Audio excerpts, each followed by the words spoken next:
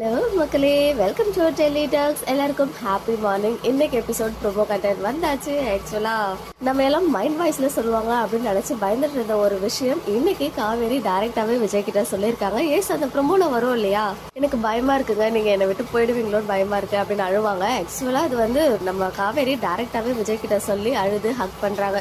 So அவங்களுடைய ஒரு ஆறுதலான ஒரு இடம், ரொம்பவே கம்ஃபர்டபுளான ஒரு பிளேஸ். நம்ம விஜயோடைய தோல் தான் அவங்க தோல்ல சாஞ்சு அழறாங்க. ஈவன் விஜய் வந்து கரெக்டாக ப்ரெடிக்ட் பண்ணாரு, ராகினி கிட்ட நீ போனதுல இருந்து தான் சரியே கிடையாது, என்ன ஆச்சுன்னு சொல்லு காவேரி அப்படின்னு சொல்லும் போதுமே அவங்க வந்து உண்மையை மறைக்கிறாங்க. மறைச்சு ஹக் பண்ணி நல்லா அழறாங்க.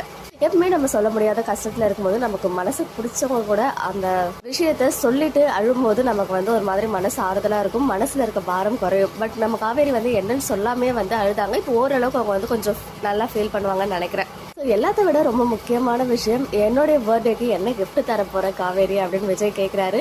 மீண்டும் மீண்டும் பாத்தீங்கன்னா ஒரு மாதிரி புரியாத புதிராவே காவேரி கிட்ட அவர் பேசிட்டு இருக்காரு. பிகாஸ் காவேரி இன்னுமே வந்து ஒரு மாதிரி இன்செக்யூர்டா ஃபீல் பண்றாங்க அப்படின்னு சொல்லிட்டு விஜய் வந்து பழைசெல்லாம் யோசிச்சு பாக்குறாரு. அதாவது இந்த கான்ட்ராக்ட் முடிய போகுது அப்படின்னு சொல்லிட்டு தானே நீங்க என்கிட்ட இப்படி எல்லாம் பழகுறீங்க, இங்கெல்லாம் கூட்டு வரீங்கன்னு சொல்லிட்டு நிறைய விஷயங்கள் நடக்கும் இல்லையா அந்த நிவின் யமுனா மேரேஜ்க்கு முன்னாடி. ஸோ அந்த விஷயத்தெல்லாம் அவர் வந்து ரிமெம்பர் பண்ணி பாக்குறாரு. ஸோ ஒருவேளை இந்த கான்ட்ராக்ட் பேப்பர்னால தான் காவேரி இப்படி இருக்காங்களோ அப்படின்னு சொல்லிட்டு விஜய்க்கு புரியுது அப்படின்னு சொல்லிட்டு எனக்கு தெரிய வச்சிருக்காங்க.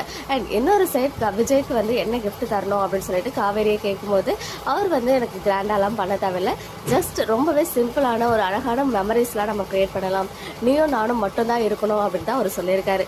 ஸோ எனக்கு வந்து கடையில் வாங்க கொடுக்காத கிஃப்டா ஒரு விலை மதிப்பில்லாத கிஃப்ட் வேணும் அப்படின்னு சொல்லிட்டு சொல்றாரு. அது காவேரி என்னன்னு கேட்கும்போது நீ யோசிச்சு சொல்லு காவேரி, அப்படி யோசிச்சு பாரு காவேரி அப்படின்னு சொல்லிட்டு விஜய் சொல்றாங்க.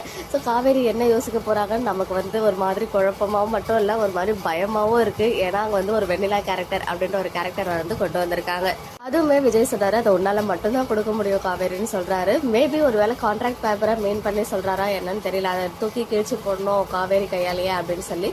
ஸோ இப்போ கூட இருக்கே அடைச்சு ஒரு உமா கூட தான் எல்லாமே சால்வ் ஆயிடுமே அப்படின்னு சொல்லிட்டு சால்வ் ஆகிடும்னு சொல்லி இப்பயே கூட உன்னால கொடுக்க முடியும் அப்படின்னு சொல்லிட்டு மைண்ட் வாய்ஸ்ல நினைக்கிறாங்க.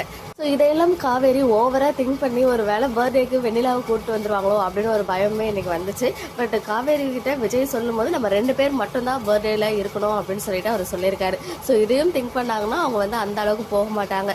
ஸோ அதெல்லாம் ஒரு சைடு இருக்கு. இன்னொரு சைடு வந்து காவேரி ஃபேமிலி மெம்பர்ஸை காமிச்சாங்க. குமரன் ஷூட்டிங்ல இருந்து வந்துமே அவர் வந்து டெய்லரிங் ஒர்க்ஸ் எல்லாம் பார்க்கணும் அப்படின்னு சொல்லிட்டு போக போறாங்க பிகாஸ் ஆஃப் கங்கா. அது மட்டும் இல்லாமல் ஒர்க் லோட்ஸுமே அதிகமாக இருக்கு அப்படின்னு சொல்லிட்டு அதெல்லாம் ஒரு சைட் பேச காவேரி மீண்டும் அவங்க அம்மா வீட்டுக்கு வந்து போறதை வந்து நம்ம கங்கா வந்து கொஞ்சம் டவுட்டோட பாக்குறாங்க. காவேரிக்கு ஏதோ ப்ராப்ளம் இருக்கு அப்படின்னு சொல்லி. எப்பவுமே என்னதான் கங்கா கேரக்டர் வந்து நம்ம இரிட்டேட் பண்ற மாதிரி காமிச்சாலுமே அவங்களோட திங்கிங் வந்து கொஞ்சம் மெச்சூர்டா இருக்கும். ஸோ அதை வந்து இன்னைக்குமே நோட் பண்ணேன். பிகாஸ் நேற்று அவங்க டெய்லரிங் ஷாப்புக்கு போகும்போது அவங்களோட ஃபேஸ் சரியில்லைன்றதையும் நோட் பண்ணாங்க. இன்னைக்கு வீட்டுக்கு வந்து பாட்டி எதுவுமே சொல்லலை, இங்கே இருந்திருப்பா அப்படின்னு சொல்லிட்டுமே அதெல்லாம் யோசிச்சு கனெக்ட் பண்ணி என்ன ப்ராப்ளம் காவேரி அப்படின்னு கேட்க காவேரி வந்து ஆஸ் யூஷுவல் சமாளிச்சுட்டு போயிட்டாங்க. இன்னொரு சைடு யமுனா இப்பதான் கொஞ்சம் போல்டா வந்து ஆக ஆரம்பிச்சிருக்காங்க. இது வந்து எக்ஸ்பெக்டட் தான். போக போக அவங்களுடைய அந்த கேரக்டரைசேஷன் இன்னுமே போல்டா காட்டுவாங்க அவங்க மாமியார் கிட்டன்னு சொல்லி. அதுக்கேற்ற மாதிரி இன்னையில இருந்தே வந்து அவங்க ரொம்பவே போல்டா இருந்தாங்க.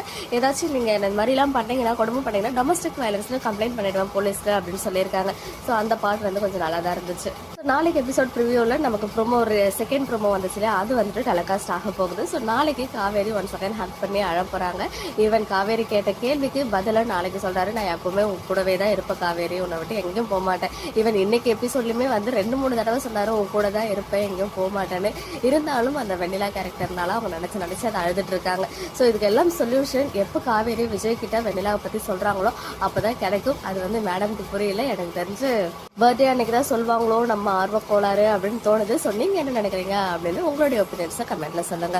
ஓகே மக்களே, நெக்ஸ்ட் வீடியோல வெயிட் பண்றேன். எக்ஸ்க்ளூசிவ் அப்டேட்ஸ்க்கு மறக்காம நம்ம யூடியூப் சேனலை சப்ஸ்கிரைப் பண்ணிக்கோ.